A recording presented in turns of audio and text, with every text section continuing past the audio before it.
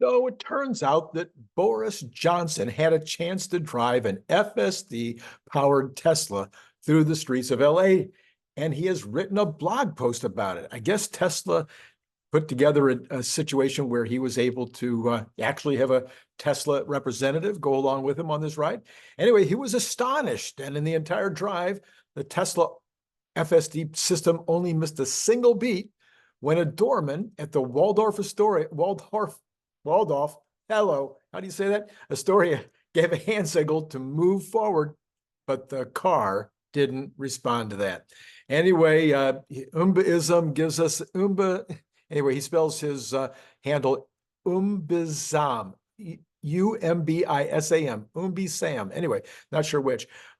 He says, Boris Johnson, the Tesla ride with my wife and baby around the hair-raising roads of Los Angeles convinced me that driverless cars are the future. And then Sawyer Merritt pipes in. He says, Tesla says FSD supervised will be able to understand human hand signals, such as waving the car to move forward.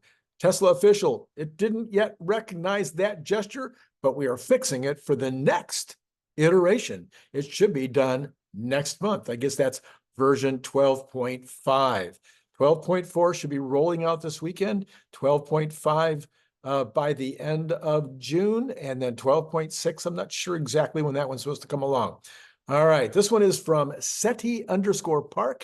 He says, this brand new patent for the Optimus hand provides insights into the operating principles of the Optimus Gen 2 robotic hand and the technological foundation upon which future generation of Optimus robotic fingers will be developed. For those interested in Optimus in detail, he recommends reading the entire patent. Well, okay, so we're not going to do that, but we are going to take a little short look here. So this is a patent number W02024/073138. The patent revolves around a cable-driven, under-actuated, parentheses, using fewer actuators than the number of controlled joints, end parentheses, robotic hand that mimics human hand movements. The key features and technical advantages of this technology are as follows. Number one, adoption of under-actuation. There's only 6 actuators, 2 for the thumb, 1 for each finger, control 11 joints, 3 for the thumb and 2 for each finger. 2, introduction of cable-driven systems. The driving finger joints using cables enhances flexibility of motion. Number 3, optimization of cable routing. Instead of wrapping cables around pivots, positioning them at the front of the fingers increases force transmission efficiency. Now that's important. Number 4, unconstrained cable end treatment. Freely placing cable ends within the distal member and utilizing potted inserts. You'll have to help me out in the comments below if you know what that means. Number 5, utilization of torsion springs. Applying torsion springs to joints provides stiffness and ensures stability. And then finally, magnetic sensor application, precisely detecting finger positions and joint angles using magnets and Hall effect sensors.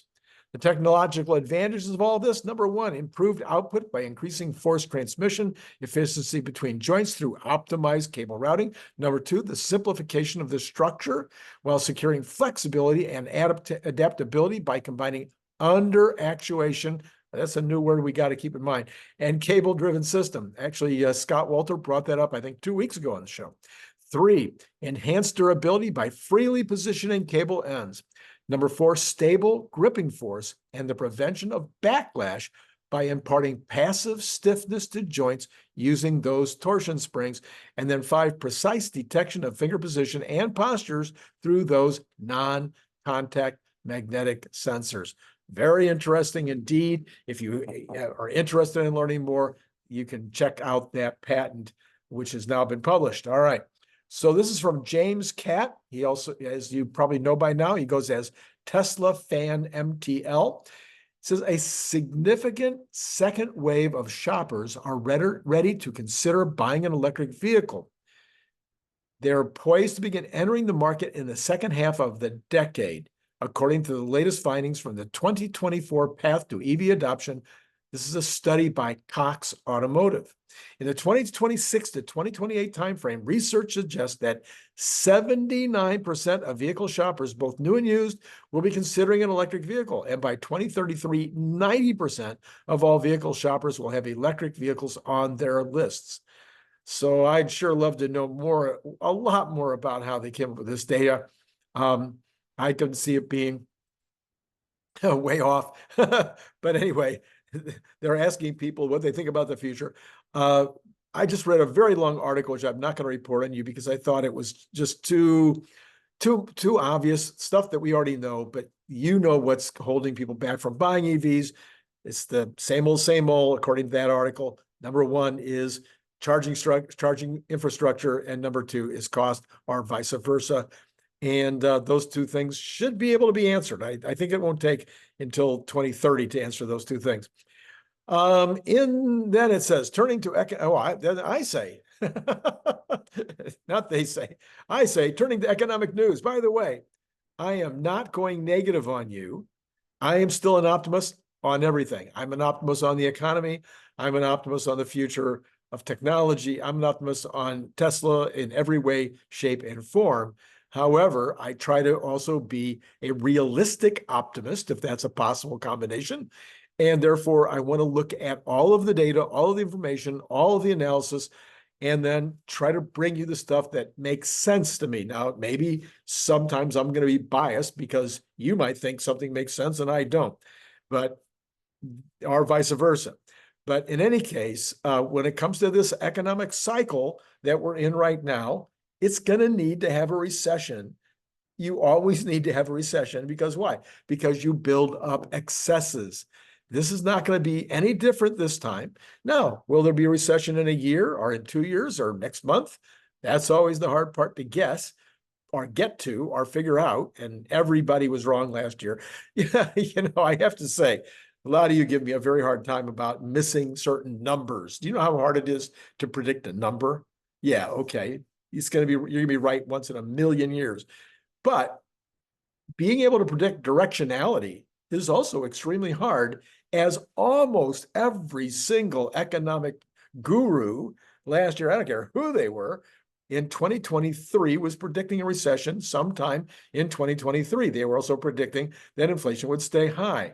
Yours truly, all last year, was saying the opposite. I said no recession, inflation will come down. Now, at the beginning of this year, everybody's saying, oh, inflation's solved, interest rates are going to come down, no problem, all is good. Well, starting about in February, I think it was, early February, maybe even before that, I started saying, I'm starting to see some problems here, starting to wonder what's going on. And I think that we're at least have a potential for a recession. I think at one point I was as high as 65-35, saying recession in the third quarter. Then I dropped down to only a 10 to 20%. Now I'm back up to 30%. So I've been moving my numbers around because why? Because stuff changes. So you got to be paying attention to what's changing. And what's changing right now is, well, let's take a look right now. I think that, as I mentioned this morning, we're going to have a recession at some point. I think it's probably has a 30% chance of being in the third or fourth quarter. I didn't say this morning, but I'll say now, I think my optimism takes over, and I think this recession, whenever it hits, will be short and shallow. All right, so this from CNBC, though, to add information to your and my ability to make this prediction. Corporate executives this earnings season have lamented over and over and over again I added the over and over and over again, that customers are disinterested in shelling out for big ticket items for their bedrooms, backyards, and everywhere in between. It comes at a pivotal moment for the national economy. The average Joe has been contending with a double whammy of high prices and high borrowing costs, while economists and policymakers are trying to gauge the impact this has made. Look, durables are down. They're going to stay down. There's nothing going to turn durables around until we probably have to go through that recession to make it happen. Or we have to get really, really lucky on no recession, soft landing, the Fed starts to reduce interest rates, and people might come back into the durable goods business. But this is the first time I have ever seen durable goods take 2 years to recover. And in fact, now we're going into a third year with no recovery in durable goods after some kind of a boom bust. 3 years in a row with durables not coming back is scary. Not, I guess scary is the wrong word. Weird. That's what it is. It's weird, but they'll come back because eventually people got to buy the stuff. Anyway, this article from CNBC goes on to say this matters because it adds to a growing picture of consumer spending finally slowing down, as experts have long anticipated. This means the Federal Reserve may get the sign it's been waiting for. The interest rate hikes have had their intended effect of tightening the economy, which could be good news for investors and consumers. Not going to happen before November. I promise you it's not going to happen until, well, I don't promise you. That's my current speculation. So much can change. Next month's CPI, PPI, PCE, they could all come in much lower than expected, but it's going to take 3 months in a row before the Fed is going to be interested in those numbers being lower. That would be end of May with PCE, end of June, end of July. So at the end of July, potentially so that would be, now you're into August when the Fed might say, well, it's starting to look pretty good here. But now are they going to lower interest rates just before an election? I just don't think so. Anyway, the article goes on. The consumer's purchasing power is limited, according to Sleep Number CEO Shelley Ibach. As a result, consumers continue to scrutinize their spending and make near-term decisions based primarily on need as opposed to want, and price and perceived value. I added the part about want. And they are deterring higher ticket durable purchases. Okay.